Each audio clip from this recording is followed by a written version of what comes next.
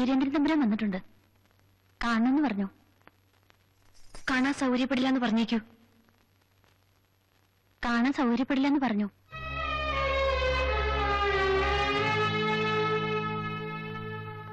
നന്നായി. കാണാനും സംസാരിക്കാനും പറ്റിയ ആളല്ല. ബലാത്സംഗ കേസിലൊക്കെ പ്രതിയാണെന്ന് കേട്ടത്.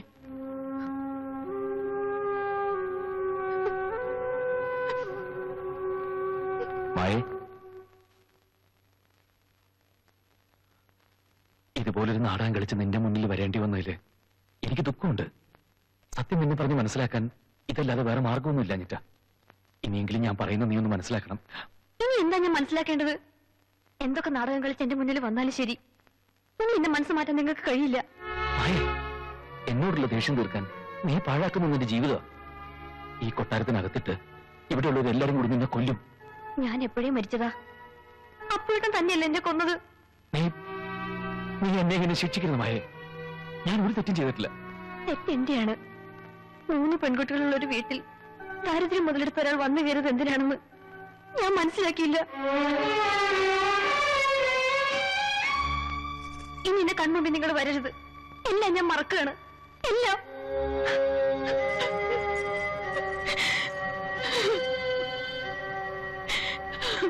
നീ എത്രയൊക്കെ ശ്രമിച്ചാലും നിന്റെ മനസ്സിൽ നിന്നെ ആട്ടി പുറത്താക്കാൻ കഴിയില്ല മായ. അത് നീ സമ്മതിക്കും വരെ ഞാൻ ഇവിടെ തന്നെ ഉണ്ടാവും. അപ്പോയിട്ടല്ല, വീരേന്ദ്രനായിട്ട്, നിനക്ക് യോജിച്ച രാജകുമാരനായിട്ട്.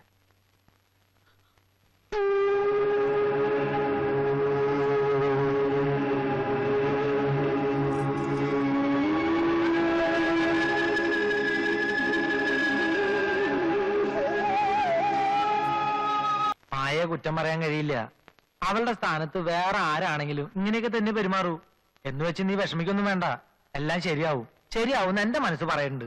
ഏയ്, പടിയേറ്റിന് 2-3 ദിവസം കൂടി ഉള്ളൂ. ഒരുക്കങ്ങളൊക്കെ തുടങ്ങിക്കഴിഞ്ഞു. ഇതിനിടയിൽ ഇനിയിപ്പോ എങ്ങനെ? നീ സമാധാനപ്പെട്. എന്തെങ്കിലും ഒരു വഴി കിട്ടാതിരിക്കില്ല.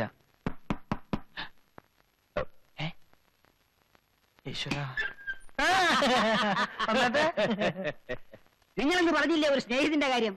26-ലെ ഒരു അപ്പു. ആ അപ്പു ആളെങ്ങനെ? എന്തേ? അല്ല, ഒരു വായ നോക്കിയായിരുന്നു ഞാൻ പറഞ്ഞേ, അതുകൊണ്ട് ചോദിച്ചതാ. അതും വെറുതെ പറഞ്ഞതാ. അപ്പുന്റെ അത്രയും സൽസ്വഭാവിയും നല്ലവനുമായ ഒരുത്തനെ കാണാൻ തന്നെ കിട്ടില്ല. എന്നാ എനിക്കും അങ്ങനെ തോന്നി. എന്തേ അങ്ങനെ ചോദിക്കാൻ? അല്ല, അപ്പു ഇവിടെ വന്നിട്ടുണ്ടേ. അപ്പു വന്നോളൂ.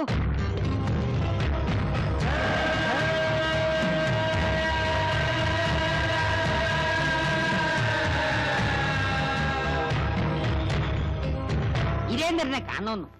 സ്നേഹിതനാണെന്നും പറഞ്ഞ എന്റെ അടുത്ത നിമിഷം ഞാൻ ഇയാളോട് ചോദിച്ചു, അപ്പു അല്ലേന്ന്. അപ്പോ ഇയാളുടെ മുഖത്തുണ്ടായൊരു ഭാവപ്പേർച്ച ഓ അവർണ്ണനീയം തന്നെ. आप एक पल के अंदर मुझे पहचान लिया? अरे वाह, मैं आपको अभिनंदन करता हूँ. ശുക്രിയ. അപ്പൊ നിങ്ങൾ സംസാരിച്ചിട്ട് അത് ജാത്തെ ഹോ. बैठो. अला അത് अरे आप दोनों बैठिए ना. आप कैसे हैं? यहाँ की खाने पीने के इंतजाम ठीक तो है ना? अच्छा. ये सब छोड़ो ना. आपका नाम कहिए. नाम बताओ.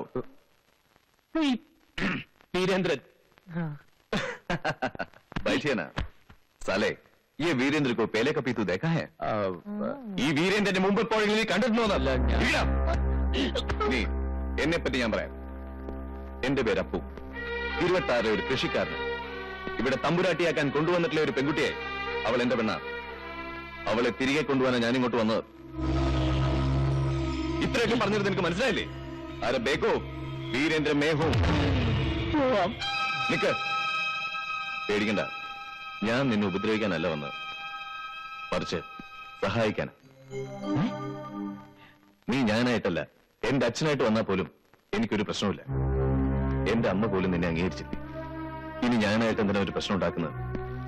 ഈ കൊട്ടാരവും സ്വത്തുക്കളും എന്തിന്? എന്റെ അമ്മയെ പോലും പണ്ടേ ഞാൻ ഉപേക്ഷിച്ച. പക്ഷേ എനിക്ക് ഉപേക്ഷിക്കാൻ പറ്റാത്ത ഒന്നുണ്ട് ഈ കൊട്ടാരത്തിൽ. അതിനു വേണ്ടിയിട്ടാണ് ഞാനിപ്പോ ഇങ്ങോട്ട് വന്നത്. ഇവിടെ രഹസ്യമായി സൂക്ഷിച്ചിരിക്കുന്ന കിരീടം. കിരീടം? അതെ. എന്താ, അതും നിനക്ക് വേണമെന്നുണ്ടോ? ഏയ്, എനിക്ക് വേണ്ട. ഞാനൊരു തൊപ്പി പോലും തലയെ വെക്കാറില്ല. പിന്നെ എന്തിനാ കിരീടം? പക്ഷേ എനിക്കത് തലയിൽ ചൂടി കുറച്ചു ദിവസം കഴിയണം. ആ കിരീടത്തിന് ഞാൻ അവകാശമായിരിക്കാൻ വേണ്ടിയാ എന്റെ അച്ഛനെ അവർ കൊത്തി നുറുക്കിയത്, എന്നെ എന്റെ അമ്മയോട് നാട്ടി പായിച്ചത്. ഇപ്പോ അതിനൊരു അവകാശം ഉണ്ടാവാൻ പോവാ. അതിനു മുമ്പ് എനിക്കത് കിട്ടണം.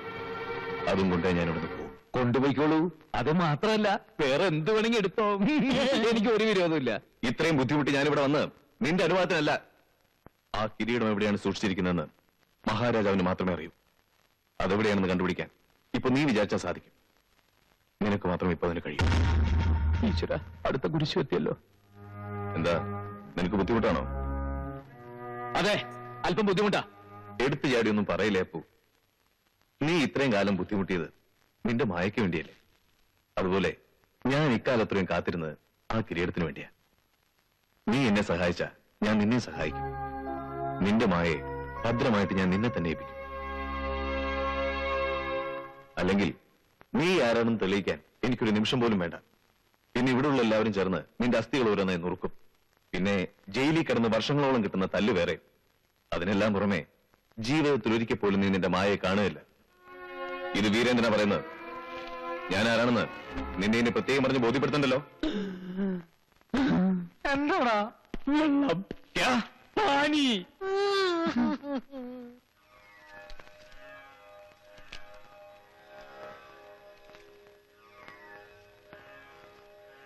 ആ എന്താ ഇങ്ങോട്ടൊക്കെ? ഗ്രന്ഥപ്പരയില് വെളിച്ചം കണ്ടപ്പോ ആരാവും ഈ രാത്രി എന്ന് ഞാൻ അത്ഭുതപ്പെട്ടു. പടിയേറ്റിന്റെ ചടങ്ങുകളെ കുറിച്ച് ഒന്നുകൂടി പരിശോധിക്കണമെന്ന് തോന്നി. ആ, എല്ലാം നോക്കിക്കഴിഞ്ഞല്ലേ, ഒരുക്കങ്ങളൊക്കെ തുടങ്ങിയല്ലോ. ഉവ്, എന്നാലും എവിടെയോ ഒരു കുഴപ്പം പോലെ, ഏതോ ഒരു കണ്ണി ഇപ്പോഴും ഇടങ്ങാത്തതുപോലെ.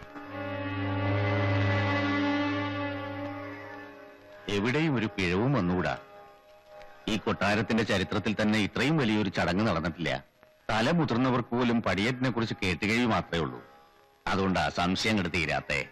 ഇത്ര ഒരുക്കങ്ങളൊക്കെ കൂട്ടിയിട്ടും ഈ ചടങ്ങെങ്ങാനും നടക്കാതെ വന്ന എന്താ എന്താ ഇപ്പൊ ഇങ്ങനെ ചോദിക്കാൻ? ഏയ് ഒന്നുമില്ല, വെറുതെ ഒരു സംശയം. ഒരു സംശയവും വേണ്ട, ഈ ചടങ്ങ് നടക്കും. പരദേവതകൾ എന്നെ ചതിക്കില്ല. അല്ല, ഇനി ആ കുട്ടിയെങ്ങാനും ഇതിന് തയ്യാറല്ലെന്ന്. വേണ്ട, ആ വഴിക്കുള്ള സംസാരമൊന്നും വേണ്ട. അങ്ങനെയൊക്കെ കേൾക്കാൻ തന്നെ എനിക്ക് കഴിയില്ല. തനിക്ക് വേറൊന്നും ചിന്തിക്കാനില്ലെങ്കിൽ കയ്യിലിരിക്കുന്ന ആ ഗ്രന്ഥം ഒന്ന് മറിച്ചു നോക്കുക. പടിയേറ്റ് നടക്കുമ്പോ എന്തെങ്കിലും കുറവ് എവിടെയെങ്കിലും കണ്ടാൽ ചൂണ്ടിക്കാണിക്കാലോ. തീർത്ഥാഭിഷേകം, അത് പടിയേറ്റിന് മുമ്പുള്ള പ്രധാന ചടങ്ങാ. സാഗരതീർത്ഥം, ഗംഗാതീർത്ഥം, പത്മതീർത്ഥം, ഈ തീർത്ഥങ്ങൾ കൊണ്ടാ തീർത്ഥാഭിഷേകം നടത്തുക. സപ്തസാഗരങ്ങളുടെയും ജലമിശ്രം സാഗരതീർത്ഥം. അത് കുട്ടിയുടെ സകല പാപങ്ങളും കഴുകിക്കളയും. ഗംഗാതീർത്ഥം അവളെ പരിശുദ്ധിയാക്കും. പത്മതീർത്ഥാഭിഷേകത്തോടെ മായ ഉദയപുരം സ്വരൂപത്തിലേക്ക് ദത്തെടുക്കാൻ യോഗ്യയാവും. പിന്നെ മണ്ഡപത്തിലെ 3 പടികളും ചവിട്ടിക്കയറി പീഠത്തിലിരുന്നു കഴിഞ്ഞാൽ അവൾ മകം തിരുനാൾ മായത്തമ്പുരാട്ടിയാവും. ഈ ചടങ്ങുകളൊക്കെ നടക്കുമ്പോ ആ കുട്ടിയുടെ തലയിൽ കിരീടം ഉണ്ടാവുമോ? അല്ല, ഇവിടെ രഹസ്യ അറിയില്ല സൂക്ഷിച്ചിരിക്കുന്ന ആ കിരീടം മായയെ ചൂടിക്കുമെന്നറിയാനാ. ഇവിടെ രഹസ്യ അറിയിൽ കിരീടം സൂക്ഷിച്ചിട്ടുണ്ടെന്ന് നിന്നോട് ആരാ പറഞ്ഞേ? അതൊക്കെ എനിക്കറിയാം. അല്പം സ്വാതന്ത്ര്യം നന്നായി കൊട്ടാരത്തിന്റെ അടിത്തറ കൊണ്ടാ നീ നോക്കുമല്ലോ. അറിയേണ്ടത് മാത്രം ഇയാൾ അറിഞ്ഞാ മതി. അല്ലാത്തതിനെ കുറിച്ച് മേലിൽ സംസാരിച്ചു പോകരുത്. മനസ്സിലായോ? മനസ്സിലായി. ആ കിരീടം കാണാൻ പോലും എനിക്ക് അവകാശമില്ലെന്ന് ഇപ്പൊ എനിക്ക് മനസ്സിലായി. അല്ലെങ്കിൽ ഞാൻ അവകാശിയാവാതിരിക്കാൻ വേണ്ടിയാണല്ലോ എന്നെ എന്റെ അമ്മ ഇവിടെ നാട്ടിപ്പായിച്ചത്. അതിനുവേണ്ടി തന്നെയാണല്ലോ എന്റെ അച്ഛനെ കഷ്ണം കഷ്ണമായി അങ്ങ് വെട്ടിനുറുക്കിയത്. അരുത് വീരേന്ദ്ര, നീ ഇങ്ങനെ ഒന്നും പറയരുത്. എനിക്ക് ആ പാപത്തിൽ പങ്കില്ല. പത്മിനിക്ക് വേണ്ടിയാ ഞാനന്ന് വാദിച്ചത്. പക്ഷെ അതൊക്കെ വല്യമ്മാമ്മയുടെ കാലത്തല്ലേ. എനിക്ക് എന്ത് ചെയ്യാൻ കഴിയും? ഞാനത് വിശ്വസിക്കില്ല. ആ രക്തക്കറ അങ്ങയുടെ കൈകളിലും മനസ്സിലും ഇപ്പോഴും ഉണ്ട്. കിരീടത്തെ കുറിച്ച് ഞാനൊന്ന് ചോദിച്ചപ്പോ അങ്ങയുടെ കണ്ണുകളിലും ഞാനത് കണ്ടു. വീരേന്ദ്ര, എങ്കിലാ കിരീടം കാണാനുള്ള യോഗ്യത പോലെ എനിക്കില്ലെന്ന് അങ്ങ് പറയുമോ? അങ്ങനെ ഞാൻ പറഞ്ഞില്ല. എന്നാൽ ആ കിരീടം ഒരിക്കലെങ്കിലും എനിക്കൊന്ന് കാണണം. ആ